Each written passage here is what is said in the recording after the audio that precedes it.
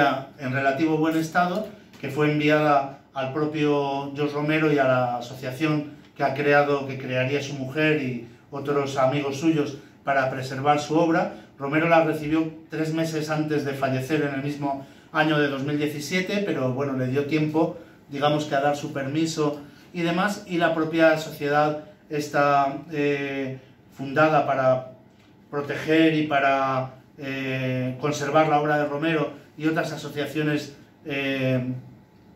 fílmicas y historicistas dedicadas a conservar obras de cine independiente prácticamente desconocidas o dadas por perdidas, asociaciones en las que participa gente incluso como Jane Fonda y demás, consiguieron remasterizar The Amusement Park, y el resultado es la recuperación de una pequeña joya de la filmografía de Romero, en la que volvemos a ver que tenía muy claro algunos conceptos autorales y algunos sesgos narrativos que indudablemente le dan una personalidad propia. Vamos a ver el tráiler de la película de Amusement Park, escrita por Walter Cook, que era un señor de esta iglesia luterana, y que realmente la película, como digo, es directamente eso, una ficcionalización de los sufrimientos por los que pasa la gente anciana en un momento determinado debido a la falta, a las carencias de la sociedad hacia ellos. Pero claro, el tratamiento que le da Romero es prácticamente el de una auténtica pesadilla de salida de un TVO de la EC Comics cruzado con una película de Fellini. Vamos a ver el tráiler de El Parque de Atracciones. Sí, gracias.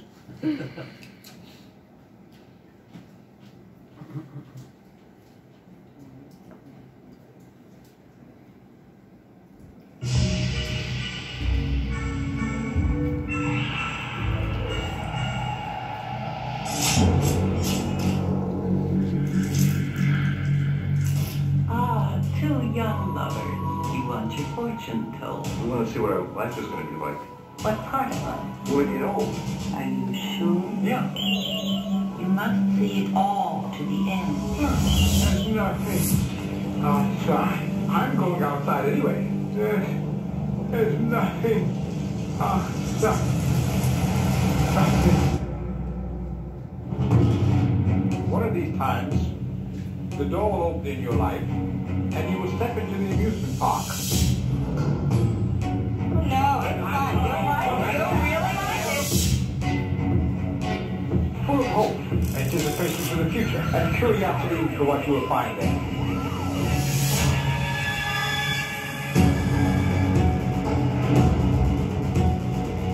The man in the amusement park is a mirror image of yourself, separated only by the passage of time. Why are you punishing me like this? Hello? There's nothing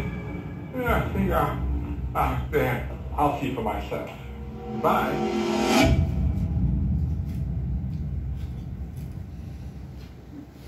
I'll see you in the park someday. El parque de atracciones de la película se convierte en una metáfora de todas las dificultades, desprecios, problemas y insultos a los que se ve abocado el ser humano cuando alcanza la edad provecta, y bueno, pues realmente es un auténtico círculo del infierno de Dante el que el personaje protagonista se ve obligado a atravesar, ¿no?, para volver una vez más al punto de inicio, ¿no?, con esa especie de narrativa circular que se cierra sobre sí misma, muy típica también de las historias de horror clásicas.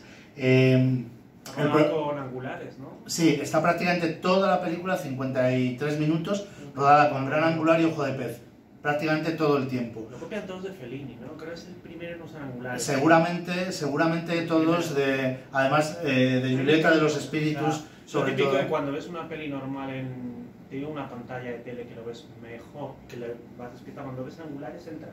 ¿No sabes por qué? Y aparte, es porque normalmente las lentes angulares tienden a tener mucha mejor iluminación en las películas, con lo cual entras en lo que es el discurso de Kieran. Es un antecedente hasta cierto punto también de la narrativa de la cámara en mano, de todo este rollo del fotoperiodismo, del cineperiodismo, del falso documental. Indudablemente identifica mucho más al espectador con el protagonista, ¿no? Y en este caso, pues claro, la identificación va más allá porque el mensaje en la película, obviamente mensaje dirigido para llamar la atención de las autoridades, de la gente, del público sobre ese problema, es que tarde o temprano todos vamos a acabar en ese parque de atracciones y que sería mejor que funcionara de forma más amable y de forma mejor engrasada, ¿no?, de lo que lo hace para el protagonista.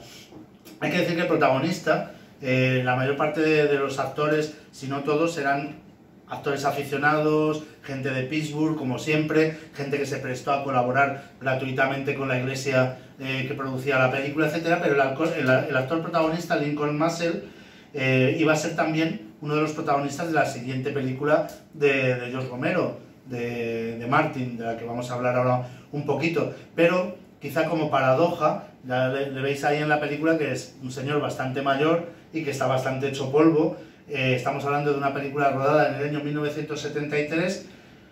Bueno, pues este señor murió en 2009 con 106 años. O sea que muy mal no le debió ir en el parque de atracciones, porque yo me quedé bastante asombrado, ¿no?, ante el dato.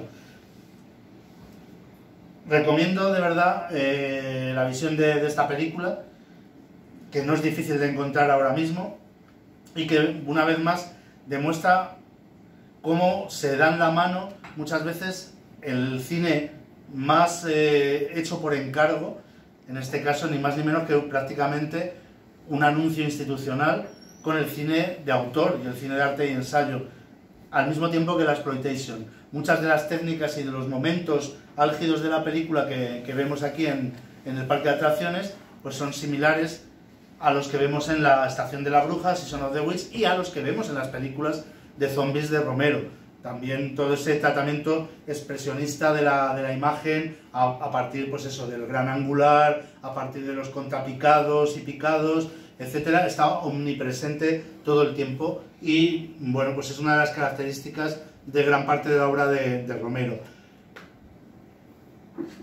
Todo esto, obviamente, en parte lo hizo porque andaba francamente mal económicamente.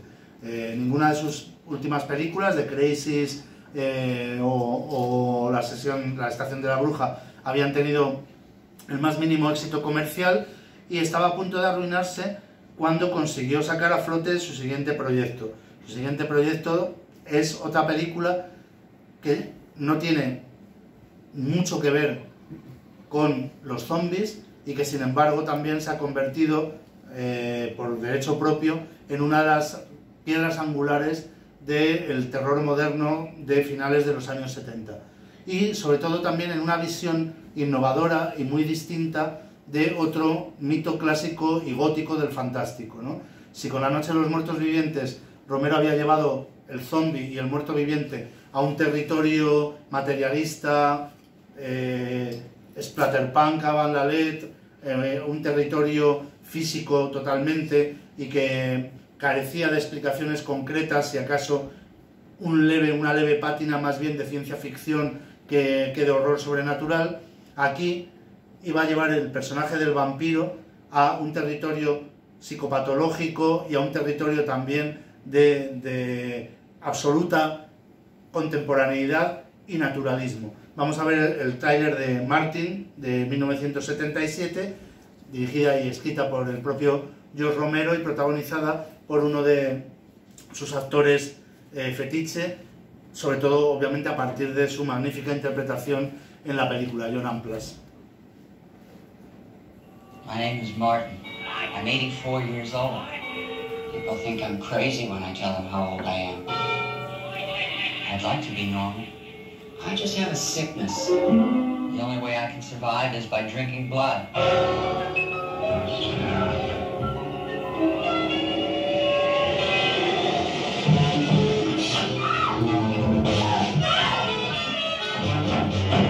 It's not easy living the way I do. I have to be careful all the time. But I'm pretty good think as I get older, I get better. I haven't been caught yet. Martin, another kind of terror.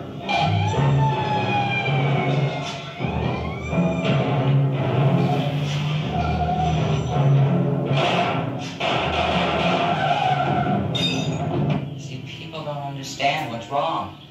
They think that I'm a monster. They think I'm a vampire.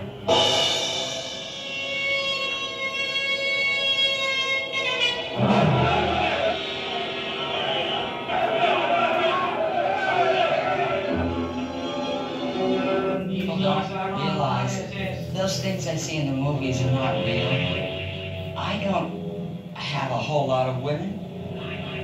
It's nice to watch them. I watch them a lot, all the time. I have to be sure that nothing goes wrong. I follow them. I plan. I'm very careful. I have needles now. I can use them. I can put them to sleep. And it doesn't hurt.